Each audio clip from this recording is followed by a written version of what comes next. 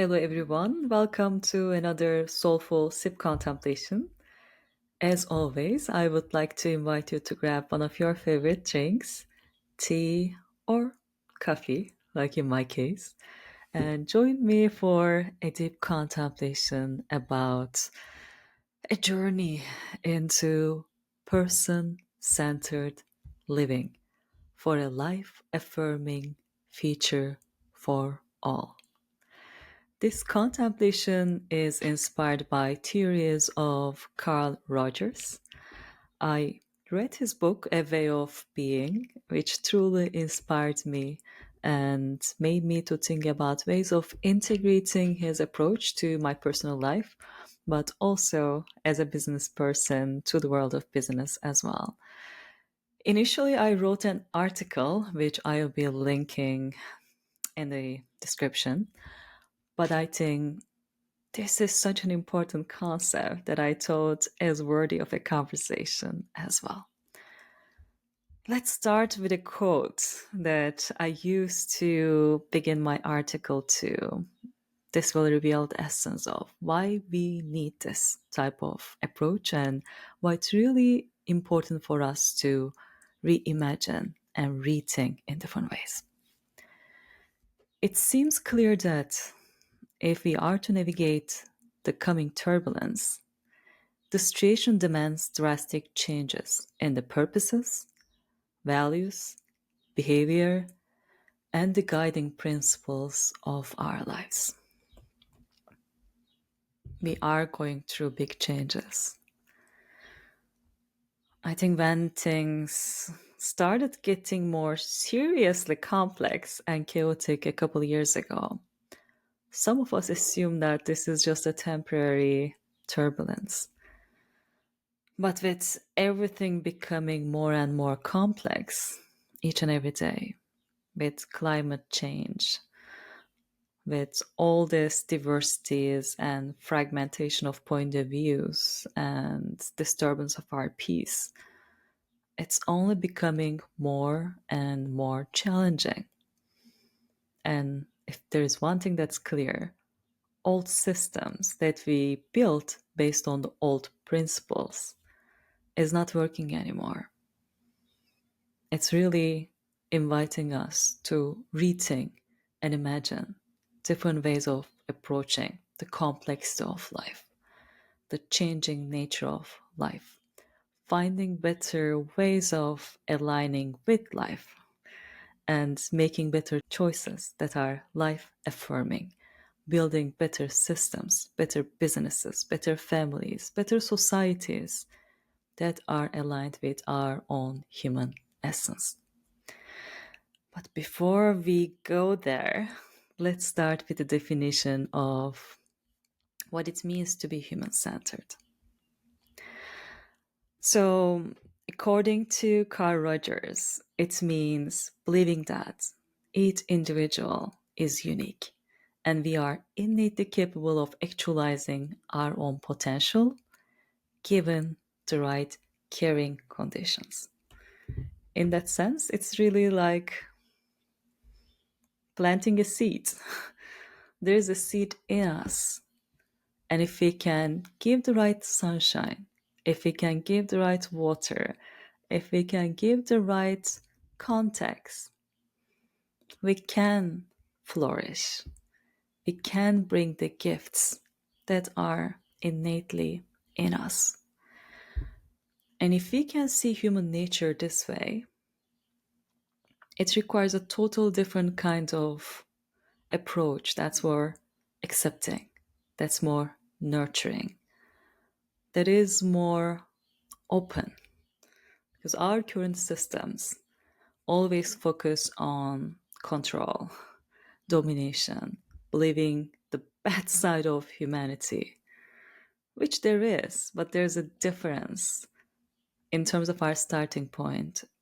If we start with the belief that we are innately dark, there is something that is desperately in need of change in us. And if we don't really believe in the dignity and spirit of humans, then we try to control, that side, and we come up with restrictive models, hierarchies, and we know what the results of that thinking is leading us towards.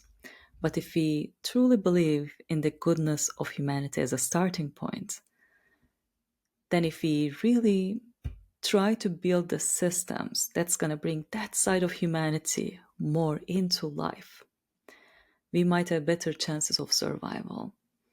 We might have better chances for transformation holistically, starting from the individual and extending to everything that we do in our lives as individuals. We can build life affirming education systems. We can build life affirming and supportive societies, families, businesses. And that is the invitation of this contemplation, too. In his theories, given his background, Carl Rogers tried to integrate this approach to psychotherapy and education. And this type of thinking, grounding in practice, requires a totally different kind of surrender. Instead of pushing things from a top down perspective, it really opens up space for co creation of humans to let things emerge naturally. So, person centered approach in that sense is a very grounded approach where we as individuals come together, bring all of our humanity to the group, to the community, and trust our nature instead of harming that, knowing and trusting that we all are unique, uniquely, innately beautiful. And if we can hold that space within the unity that really brings us together, if we can see our differences, integrate those differences together, we can create harmony, we can create beauty, we can create life affirming systems. What is needed for this to happen is really maybe just a little kickstart in the beginning through a facilitation. In most of our traditional systems in the business, we have leaders taking the charge instead of really positioning themselves as an equal within the teams. In most of the dominant current structures, we have this hierarchical approach where the leader is the one leading the team and driving the team. But what is proposed in this person-centered approach is really delegation of that power, authority status to the group, to the team.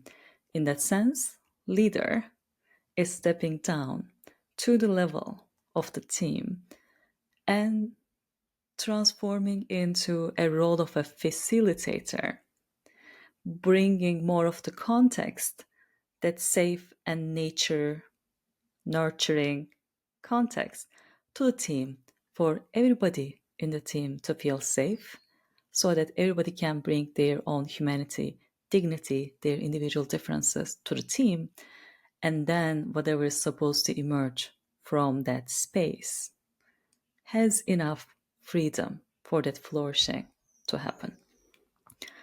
But this kind of approach is very different. Unlike in the old systems where we are so supposed to control, we are releasing control here. In the old systems, we go into the process with some certain goals to achieve, with some certain timelines, with some certain definitions of success. This is the outcome that is supposed to emerge from this group. In that sense, there is not much life there. We are not letting things to emerge and come to life, but we are creating things in our minds for a future that we think we need to bring to the present. In the proposed person-centered approach, there is more surrender. Instead of really coming up with a definition of success prior to getting into the process, you just surrender to the process. And seen this way, the process turns out to be the outcome. Whatever is supposed to emerge from that process, that co-emergence of different individuals, that the diversity of the group is the outcome. There is no pressure timelines. There is no sense of control. There is only investment to the process and investment to the integrity of the individuals. And throughout their research, Carl Rogers and his colleagues did quite a lot of experimentation about what led into the success of this new model. And they found three core pillars that are integral parts of building trust so that a process like this can come into life. And those three core pillars could be applied to any kind of co-creative process and formation in life. Indeed, they are quite simple. The first one is genuineness, authenticity, the realness that everybody, including the facilitator, brings into the process. The second one is empathy, empathic understanding, the ability to put yourself in someone else's shoes.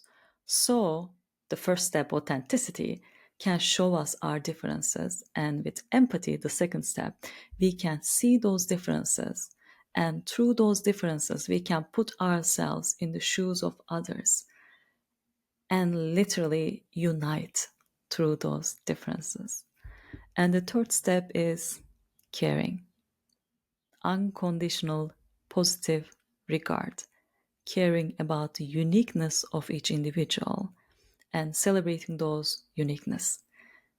So if we can bring everyone's authenticity into the group, if we can honor that authenticity by empathically listening, holding the space for each other instead of judgment, inviting more openness, more understanding, and ultimately, if we can unconditionally celebrate and care each other's potential, that builds trust. That builds trust into each other, into the process, into life. So instead of us pushing our own agendas, our own outcomes, our own predefined definitions of success, we trust the collective wisdom of the group. This process sounds like simple in principle when you read it in a book, where you come up with these three simple definitions or ingredients for trust. But in practice, it is challenging.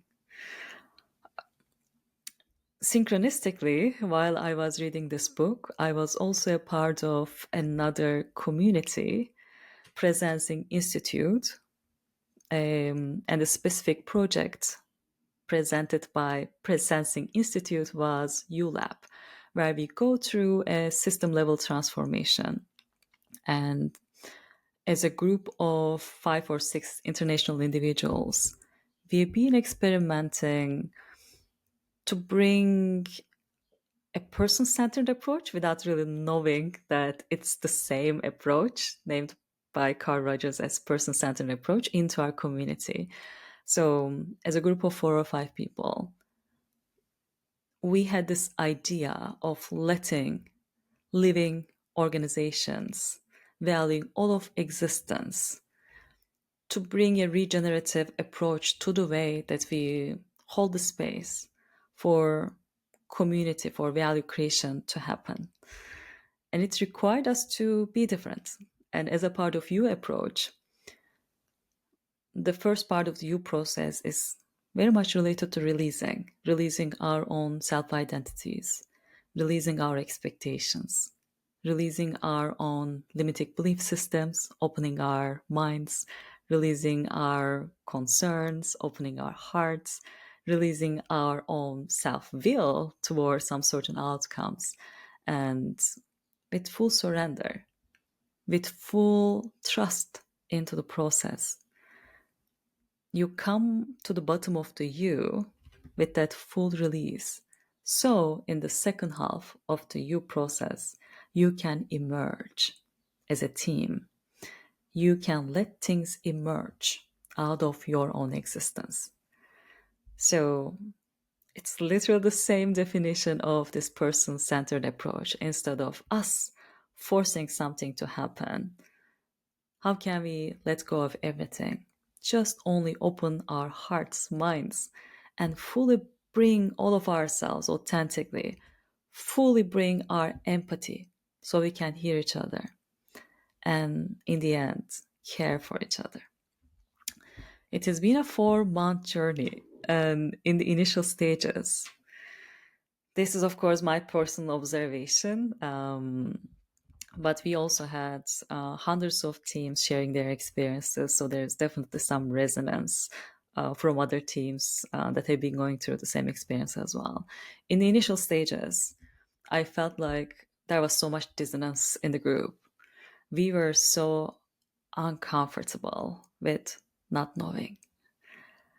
Some of us wanted a leader to take charge. And indeed, that's what we proposed. We said, hey, like, you become the leader. And I actually became the leader of the group in that sense. But that was not what the process was calling for. This is just an example of us just reacting, just to fill the space of that void, that creative uncertainty. Some of us spoke louder. Some of us literally just turn into more silence out of discomfort.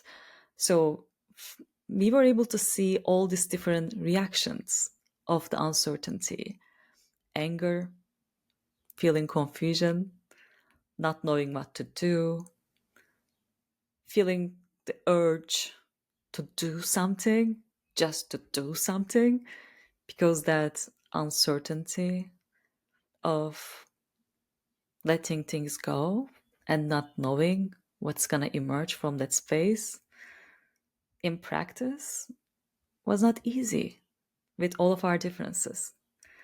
And this was not a group that came together for that particular project. We also journeyed before 3 months together as a part of another project. So this was a group that has been journeying together for some time. So this was not our first time together being in each other's presence. And actually, we were very much practiced with the theory of what we are supposed to do, like let things go, let something to emerge. But in the second part of the practice, where we were prototyping, bringing this idea to life through the embodiment within our team, it has been a very painful process. Uncertainty. I remember in one of the calls, we kept the silence and uncertainty almost like 15 minutes, 30 minutes, just sitting there, feeling that discomfort. And that particular meeting actually turned out to be the one where, for the first time, instead of us fighting against whatever was supposed to emerge, something emerged out of us holding that space, although it was not comfortable. And that something that emerged felt right. It felt right because it emerged out of our existence as a group. Out of that disharmony, we were able to bring harmony. And it felt right for everyone. This was such a sweet and synchronistic demonstration of this person-centered approach. Not an easy one. It requires ultimate trust to the process. It requires ultimate trust to the individuals taking the journey. And it requires everyone in that journey to authentically show up, to authentically bring all of their selves with their full empathy and understanding, and with their open hearts, minds, their care for each other. So we can go through this turbulent state of the beginnings of something new. And I'm sure you have all gone through some beginnings in your life. As someone who has been operating in innovation space, the beginning parts has always been the most challenging one, because you are coming out of an old system. There are old beliefs. There is an old identity in you. There's an old way of operating. And yet, although it's chaotic, although there's a fight between the old and the new, if you can just hold that space, hold that chaotic space with authenticity, with trust, care, empathy, what can emerge from that space is amazing. And I think in the future, this is the way that we are called to create. Instead of us pushing our old agendas from a top down hierarchical point of view, we are more and more invited to remember our humanity, to trust the beauty of our humanity, to trust the dignity of our human souls, and hold the space for each other to see each other's differences, beauty, and let that process to reveal new innovations, new structures, new businesses, new society forms that is emerging from life, from our lives, from the diversity, vitality, and beauty of our lives as individuals, creating those systems. I know this is a very dramatic change compared to where our world is today. So what Carl was suggesting was also some experimentation, at least with this approach. And in their own world, they've done some experimentation with large groups of people, like 800 individuals going through this process. And even in a couple of days, they were able to see some outcomes. And I understand in today's world where we are so much used to certain definitions of success and outcomes, and we are measured by those, and sometimes the structures existence depend on that. Like in business, you have to be reliable and responsible to certain outcomes. I'm not negating the importance of still that effectiveness and efficiency of the existing systems. But what if we open new spaces for these type of new approaches, these person-centered, human-centered, life-centered, life-affirming approaches to exist as well? What if we do some experimentation with those modalities? You can do it in your personal lives, in your personal spaces, in the communities that you're a part of. If you are a business leader, you can open up some space for experimentation, primarily in your innovation teams, where you know there is a need for a different type of thinking. And hopefully there is more space for some experimentation too. And then at least we build some muscles as a community, as a team, to go through that uncertain process. And then we can see the outcomes, whatever is emerging from that process. Hopefully more unity, more integration, more harmonious decision making. And out of that, we can have the seeds for different life affirming structures that we can hopefully integrate with the old models over the longer term gradually. At least this is a path that I see as a feasibility where we can still experiment with these new things and let those seeds reveal us what might be potential features that we can integrate while we are still navigating the world in the worldly terms. Well, I found this theory very inspiring. And like I said, it's not an easy process, but it's definitely life affirming. And at the end, it's a process that really makes us to feel more humane because it emerges out of our own humanness. And it's a beautiful way of bringing our vitality as a human being into the systems that we are building. Well, I hope this inspires you to learn more about this person centered approach and find different ways of integrating it and experimenting it in your own lives. Like I said, if you would like to read the article, I will be adding the link to the description. If you have any recommendations, if you have any experience with this modality within your life, within your business, I would love to hear. Please share it within the comments. And as always, thank you for being here. Thank you for being beautiful, beautifully human, beautifully dignified human. And remember that essence and live that essence and bring that essence more into the world so we can build life affirming systems within the beauty of our humanity. Thank you all. Till next time.